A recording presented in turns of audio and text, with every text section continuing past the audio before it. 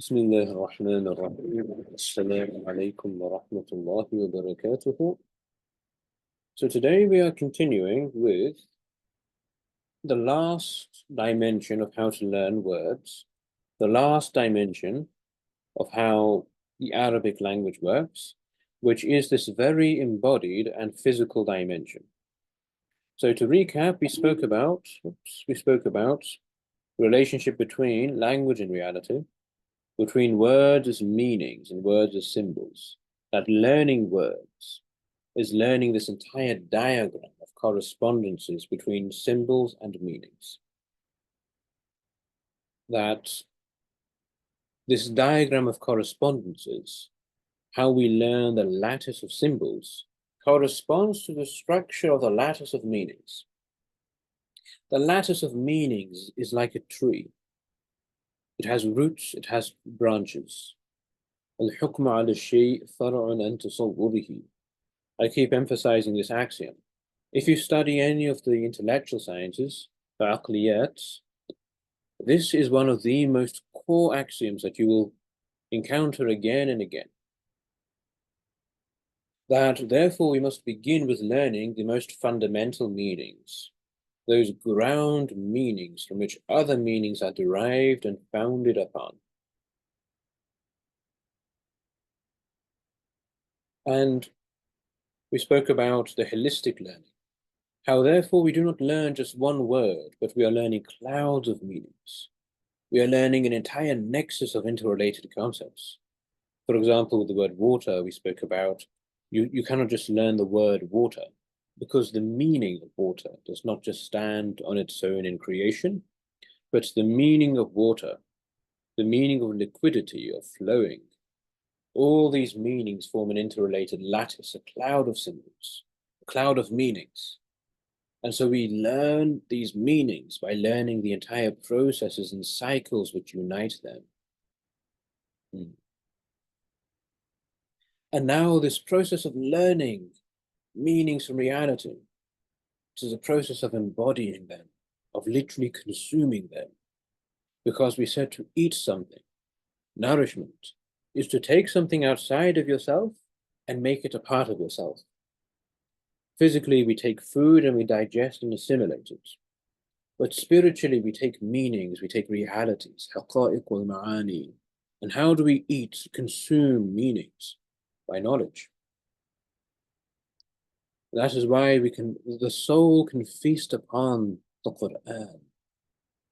The soul must feast upon knowledge and spiritual meanings. The soul, the spirit, nourishes itself by the love of God, by the vision of unity. That is the food and sustenance of the spirit. And so here we are in creation, in the world, consuming the meanings around us. The clearer the mind is, the more empty, the more fitri that we are, the more grounded in our fitrah, in our fundamental nature, the more clearly we assimilate the meanings as they are, without contaminating them, without polluting them, apprehending the reality of things as they are. Allahumma arini al-ashya'a kama hi. O God, show me things as they truly are.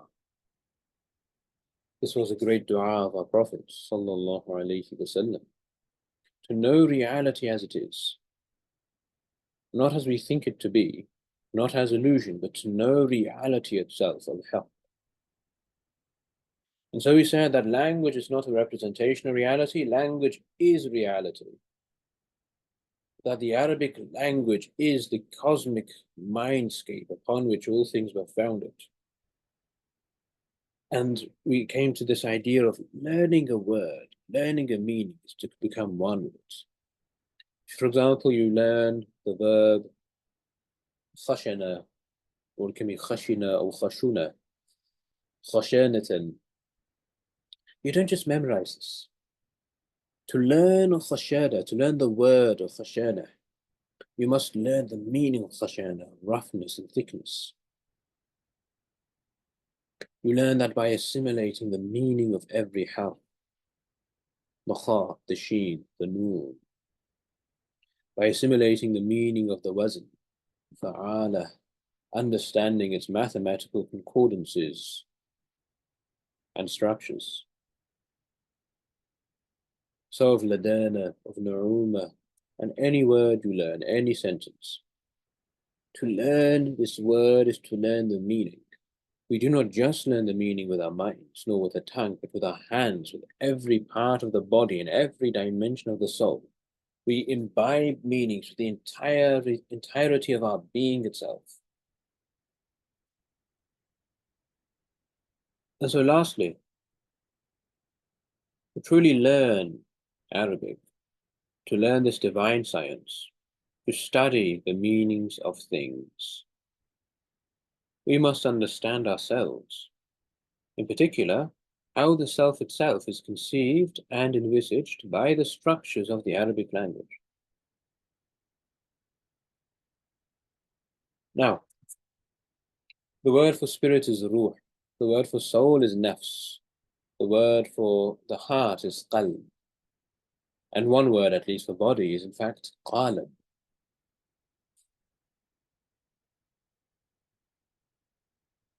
What we notice is that the word for qalb, let us begin with. What is the qalb? What is the reality and activity of the qalb? It is taqallub. القلب يتقلب من أجل ذلك يتسمى ما هو. The qalb is named to be the qalb because what the heart does, what the heart is in, is a state of taqallub. The nafs, because it is in a state of tanaffus. The ruh, because it is in a state of tarawuh.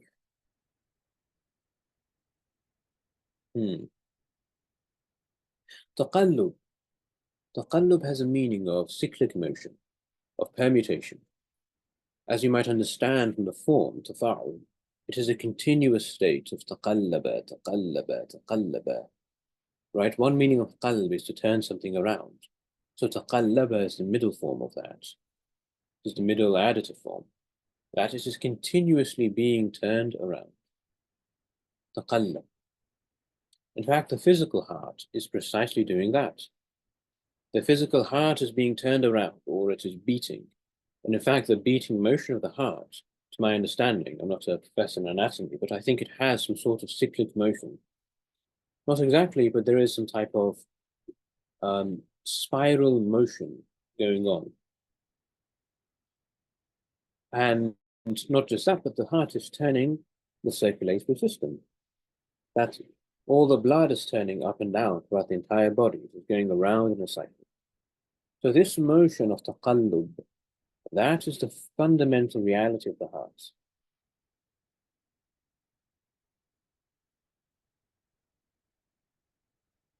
As for the soul, nafs. Nafs is also related to nafas. Nafas is breath. Nafs is soul, nafas is breath. And in fact, nafis means very precious, because there is nothing more precious than the breath. No matter what you think is precious, hold your breath for 2 minutes, and you will realize very quickly that the breath is that thing which you want and need above everything else. Ask someone who is starving for air what they would not give up just to have one gulp. So the nafs is the most precious thing. It also is in this activity of tafa'ul, a continuous activity. That activity is actually very similar to taqallub. It is again, this, we might say, some type of cyclic motion going between two things. Tanaffus, tanaffasa.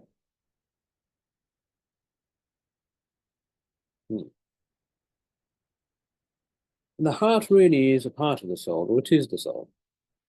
Going into this, there are more subtle divisions between these different dimensions, and we haven't spoken about the aql, the intellect, the other lata'if, the subtle faculties of consciousness. But very simply, we can say that there is one dimension of the soul, which is the cyclic activity.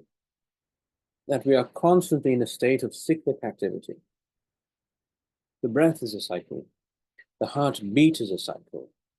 In fact, at every level there is a cycle. We have all of these different systems which are cyclic. Reality consists of cycles. Not just us, but everything in God's creation has a work it is founded upon, has an amal which it is tasked with, an amal which it does as a form of ibadah. That is its cyclic motion which it upholds. So to uphold the cycle of God's creation, the cycles of the universe. Last is something very fundamental, but very mysterious. الروح الروح من أمر ربي. The ruh is a mystery. What we do know is that the ruh, not just in the Arabic language, but in many languages, the word for ruh is derived from the word for breath or wind, as we saw with soul from breath. Spiritus in Latin, from breath as well. Respiration, spiration, breath. Pneuma in Greek, also breath and wind. Ar-rih in Arabic, rih is wind. So ruh is this breath, this wind. And we know that God breathes his breath into man. That is the ruh. The ruh is the breath of God. What is the breath of God? So this is what is interesting. Whereas there is a duality in the soul and the heart, a tafa'ul duality, notice that with the spirit, it is tarawuh. Tarawuh is not a duality. It is some type of circularity, but it is a unity, a unital circularity. It is like an oscillation. And tarawuh literally means to oscillate between two things. Like a sine curve. This is the ruh. The ruh is a projection of unity. When we breathe out, that is the ruh emanating from the rububiyyah, from the Rabb, the ruh. The hadra and hayat. The ruh generates hayat. Life is the breath-giving wind of the ruh. Everything that we are is an image projected by our ruh. God breathes his spirit into man, his breath. We are that breath of God. The ruh is that breath of God. And so the ruh breathes out, it's a rih. And that is the mind and the body. That is why we are actually not this body and this mind. It's a bit mind-bending, but we have to think of everything that we are, every action that we do, every part of the body and the body itself, every thought in the mind, every tafa'ul action which we are consisted of is actually a projection of this ruh. It's like an image on a screen, right? It's like a projection of an image onto a screen, like a movie theater. We are seeing the actual theater. Even theater in Arabic, actually, or sorry, in Greek, has an idea of vision. Theoria means to see, vision. In Arabic, theater is mashhad. The word for theater is mashhad, the place of shuhud. Our ruh, and what we truly are, is what is tushahidu. We are witnessing, and if you understand this, we are not the mind or the body. We are the point of unity which is witnessing the mind and the body. I am this thing which witnesses, of course, my body. I'm not the body, I see the body. How can I be the body when I am looking at my body? It's an object of me, it's a projection of me. But not just that, I see my mind. The same way that I can see my body and therefore understand that I have a body, but I am not the body. I have a mind, I have thoughts, but I am not these thoughts, because I am seeing the thoughts. That is the ruh. The tarawuh of the ruh is that it is self-contained. This inward motion of the spirit is completely self-contained. It is a fayyud, an emanation. The nafkhatullah, the breathing of God, is the fayyudullah. All of creation, al-khalq, is fayyid, emanation. We ourselves are an emanation. We are an emanation of our spirit, and the spirit is an emanation of God. All of creation is an emanation from a point of pure unity, al-wahda, into kathra. This is the diagram of all of creation. Every particular thing which exists is a projection of God. Kun fayakun, a projection of God, a particular manifestation, a mazhar.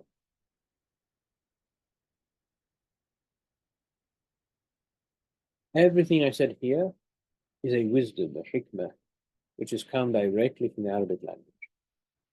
If we can truly perceive and apprehend the meanings of the Arabic language, if we can read the Quran, but not stop at symbol, but go deeper into meaning, dive the ocean of meaning, all of this wisdom will become intuitively, innately clear unto us.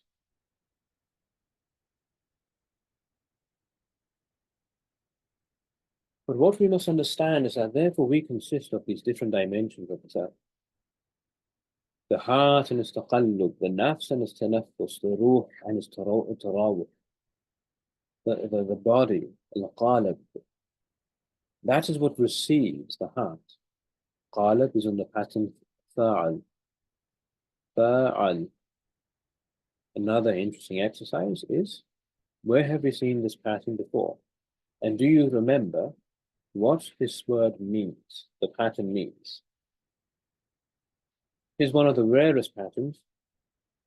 However, it is actually, and I think we've seen this in a previous video, it is the pattern, or well, I've given the pattern fa'al, but it is also seen in alam. Whoops, that's, yes. Alam, the cosmos. This pattern over here, fa'al, has a meaning of both the locus and the instrument. The body, the qalab, is both the locus and the instrument of what? Of taqallub. It is the instrument by which taqallub occurs. Because this taqallub of the heart is like this engine. The heart is spinning around, but this motion generates an outward motion. Think of a small gear inside of a set of gears. As this spins, all of the other gears spin as well. And that moves the entirety of the bigger gears outside and outside. The taqallub, the simple beating action of the heart, that in turn moves the body, moves the limb, moves everything. This small motion is being projected and amplified into the body. So the body, the taharruq, the motion, the taharruq of the body is again a projection of the taqallub of the heart. If you look at the diagram, you might understand all of these different levels of like this. Right, this is the cosmos as we see it, the physical cosmos. But this physical cosmos is a projection of higher levels of activity. The oneness of God projects into the oneness of the spirit, which projects itself into the oneness of the soul, which is now a multiplicity, which breathes, and the heart, which turns. It turns the body. It turns the cosmos and the wheels of the cosmos. The great wheels of creation and the cycles are turned by the qalb, by this inward activity. The body is that which is turned by the heart and which also itself turns. That is what qalb means. It stands at the periphery. The qalb, the body is turned by the heart, but in turn, the body itself turns the world. We turn the world around us. It's true, the world goes around the human being. The world does tawaf around the Kaaba of the human being. That is why God bade the angels to bow down to Adam. Why? We bow ourselves down to, not literally, but to the symbol of the Kaaba, because it represents the oneness of God, the center of creation. The angels bowed themselves down before Adam, because Adam is their Kaaba. The human being, that is, al-insan al-kamil, The human being who has realized his potentiality, who has realized his humanity, that human being is become the center of creation. Because the purpose of existence is to know God. And the human being, what we are fundamentally, is an instrument to know God, or rather an instrument for God to know himself. Because he is the alim and the ma'loom. He is the habib and the mahbub. There is no duality at all. He is both the agent and both the subject and the object. We are just a part of that, in between that pure oneness. This is the human being. How does learning Arabic fit into this? Well, firstly, this is the fruit of learning Arabic, is to know thyself. Man arafa nafsuhu faqad arafa rabbah. To know oneself is to know the Lord, is to know the absolute reality. But also now, this understanding of the different levels of the self. The self is like a sphere which consists of smaller spheres upon a center, similar to the lattice of creation, which is a hierarchy of spheres. What we now understand is that there is a hierarchy of languages. The same language, the same word and kalima, but the same word resounds at different levels.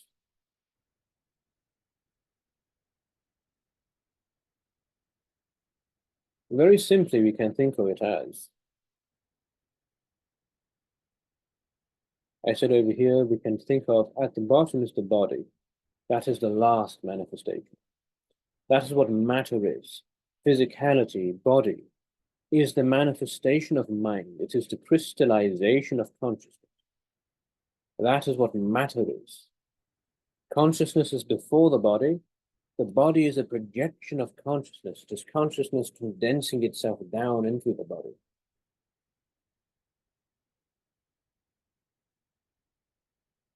Before the body, there is the mind.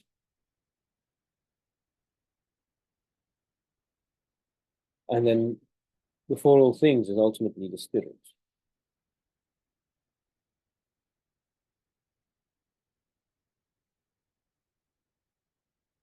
Now, the word, it has many levels, but we can think of it as three fundamental levels. The highest form of the word is the word which is pure meaning, pure ma'na. This is a very important word which you must understand and know. Ma'na. Al-kalima, the kalimatullah, they are ma'ani. The word of God, they are ma'ani. Because a meaning has no multiplicity. The actual meaning of whatever the word is, like the meaning of redness, is that archetypal reality by which everything that is red is red. A thing is red because redness is inside of that thing. It partakes in the reality of redness. The pure meanings are the words of God, but then they take into images. Meanings become into images. A surah, because the mind is full of images. Another word for mind is imagination. They are the same thing, mind and imagination. By imagination, we do not mean making things up. By imagination, we mean the capacity of the mind to both produce and comprehend images. The entire world before us is imagination. This entire world is imagination. I'm imagining the body. But that imagination then becomes solidified. So when I trick myself, there is an imagination of, there's pain or there is pleasure, whatever, because it is imagination, it is an image. But it is an image which has taken fleshly form. So meaning becomes into image, and image becomes into body, into flesh. Thus, there are three levels of kalimats. Al-kalimat al-ma'ani, thumma suwar, thumma al-af'al. There are pure meanings. Then there are images. Right? What we're saying about a word is a cloud of meanings. When I say water, There is the sound of water upon your lips, of this word being spoken, or ma'un. There is the reality and meaning of water which you understand to the level of degree which you are one with that actual reality. Between the two, there are images of water, memories that you have. That is also the mind's memory. It's a lattice of memories and images by which we understand the world, which is the world. So when we are to learn words, we learn words at three levels. Fil janan, fil lisan, wa fil banan. What is al-janan? This actually comes from the word, or the verb, jannah. Janantuhu. Jinn. It means something which is hidden. Jannah, related to kanna. Maknoon, kanantuhu. Maknoon is something which is very hidden. Similarly, Jannah, actually Majnoon. Majnoon means mad, but literally Majnoon means someone whose mind is Majnoon. Right? Majnoon is a contraction for Majnoonun aqluhu. His aql, his mind has become hidden inside of his insanity. Majnoon. It's still there. This is beautiful. It's actually very beautiful. Right? Majnoon is not a bad word. If someone has a sort of mental disability in any sense, this is actually profound. Compare disability in English. We say they're mentally disabled. That means that they are lacking something. We do not believe that in Arabic. We do not say that someone is lacking mind. We just say that their mind is majnoon, is covered over.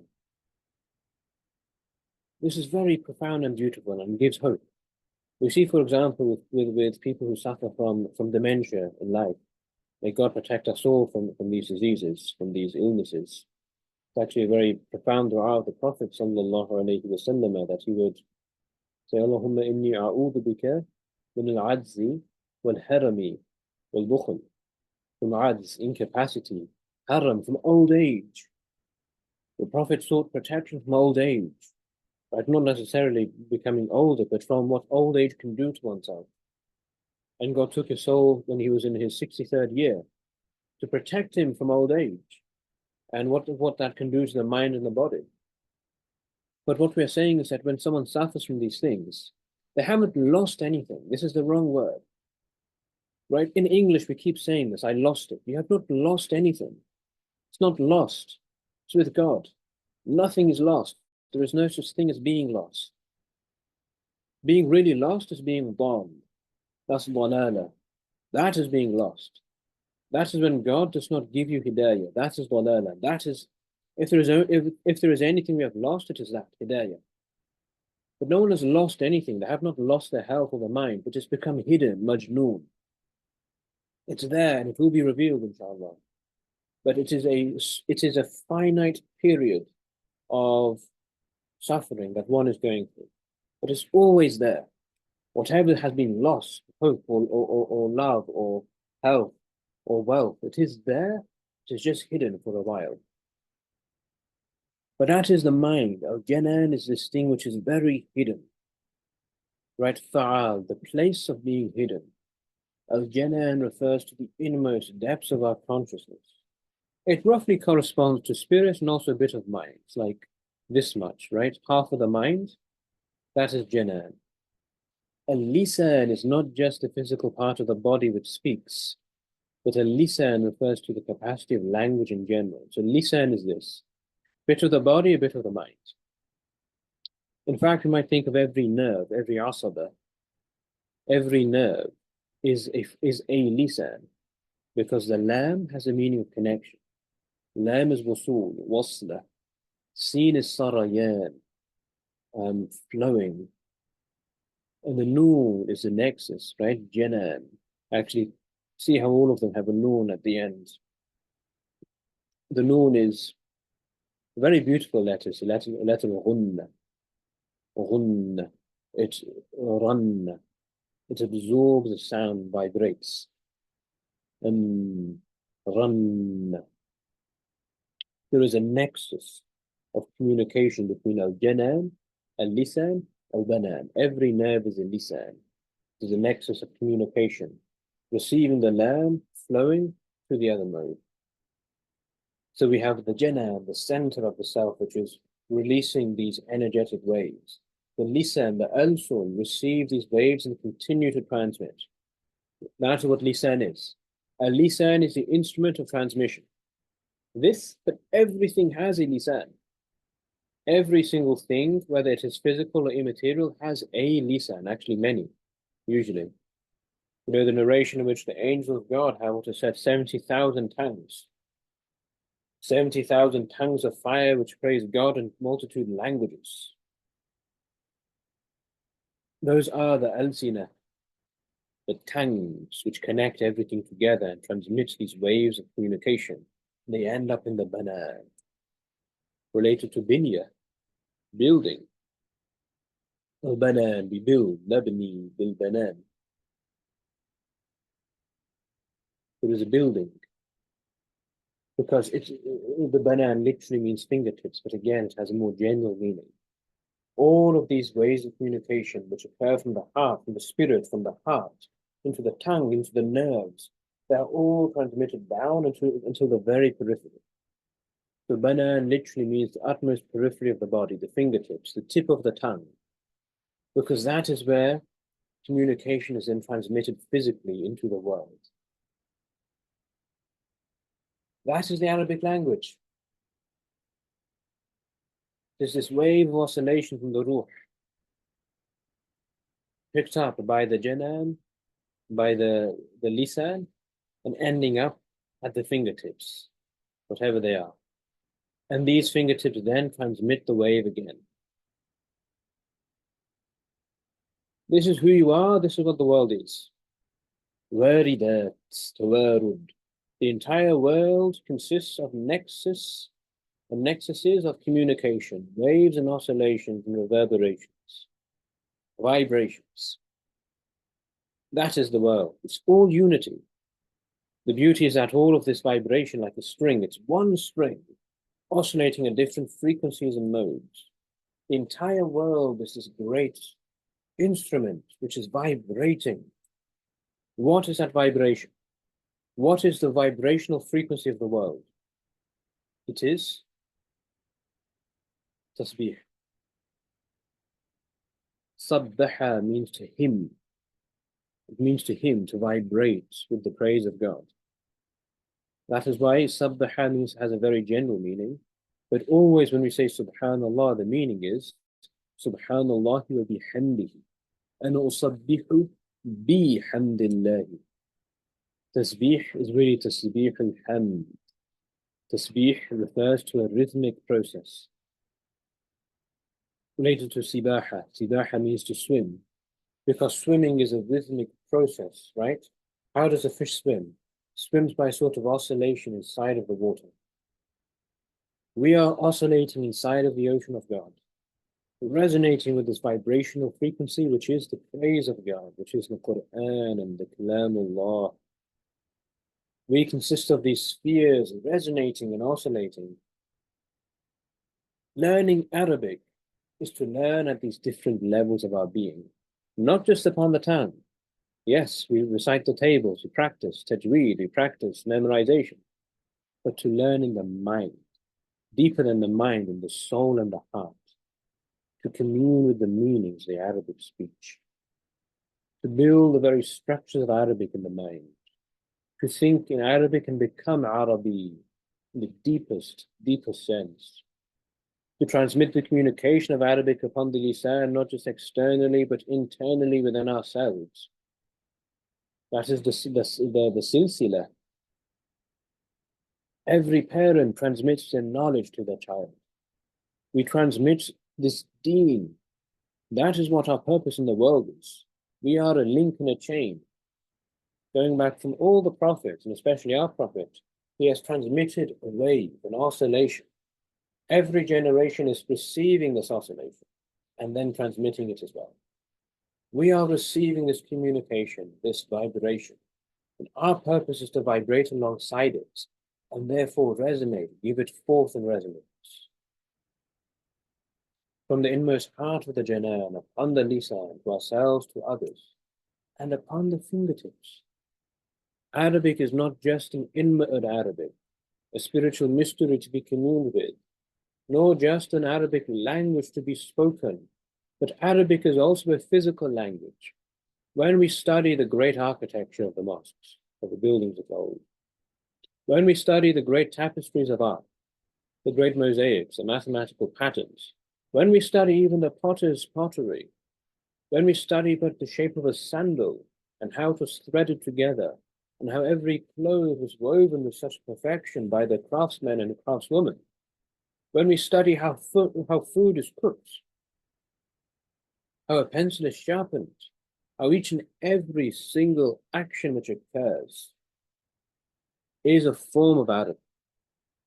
It was spoken because the man and woman of God speak Arabic. Inwardly, they're communing with the reality of God. And so hymning inside of themselves and externally, La ilaha illallah, this fundamental vibration. This vibration of La ilaha illallah is vibrating in all of their nerves. Their nerves are literally speaking La ilaha illallah. Then their fingers and hands move with the meaning, pulsating with this meaning of La ilaha illallah. When they draw, write, craft, weave, cook, bake, mend, tend, sew, this action, whatever it is a transmission of this oscillation. And that produces great works of art. That is why whatever the civilization has produced is beauty. The end result which we strive towards is beauty. We seek beauty in all of its forms. Inna Allah jamilun yuhibbul jamal. We seek to be beautiful and therefore to give beauty and make the world beautiful. Because the world is the mirror of God. And God gazes upon the mirror of his creation to behold his own beauty. And our work, the work of God, our work is to reveal the beauty of God. When we learn the Arabic language, we should learn it not just as a language upon the tongue, but we should learn it as a spiritual mystery in the heart, which requires spiritual training. We should also learn it as a hirfa and a sunnah. We should learn the crafts of the Arabic language. We should learn calligraphy or learn sewing or weave, whatever it is. We should have a craft. Every single human being must have a craft with their hands. They must be using the hands and their bodies to also worship God, physically, mentally, spiritually, with every level of our being. Therefore, let us end this here. And I think that suffices us for now. And I bid you to contemplate deeply upon what I have said, not just today, but in all the lectures I have hitherto given, to contemplate deeply about what is the cosmological nature of this Arabic language, the different dimensions of Arabic, the different dimensions of the self and the soul, and how, therefore, we can become Arabic, how we can become a pure light of God, a pure vibration of tasbih, hymning this glorious praise that La ilaha illallah continuously and evermore. And so we shall here conclude this first set of lectures about the keys to Arabic and the mysteries of Arabic. And we shall continue with our next lecture series. And so to conclude, اختتاما نحمد الله على ما ينبغي لجلال وجهه ونسبح بحمده على ألسن الهدى بكل لغة تسبح فيها جلالة الرب. نصلي ونسلم ونبارك ونكرم على سيدنا محمد كنه العربية وأصالتها. وإنا نسأل الله تقدس وتعالى أن يورثنا من أسرار كل كلمة ومعاني كل مبنى وجملة، ويحفظ فينا القرآن الكريم، ويعلمنا أسرارها ومعانيها وفصلاتها ومجملاتها ومحكماتها ومتشابهاتها من عنده ولدنه. اللهم إنك علام الغيب والشهادة، فعلمنا من غيبك في غيوبنا، وألهمنا بالرشد والصلاح، وحقق فينا هذه اللغة العربية. ونختتم بلا إله إلا الله. We ask God to realize all these meanings inside of us, to make us inheritors of this great language, inheritors of the treasuries of the unseen and knowledge of the prophets, of prophetic wisdom, to become pure vessels of Arabic, become a pure resonance of the Quran, walking and speaking and acting, to become annihilated in pure oneness. This we ask. Ameen. Wassalamu alaikum.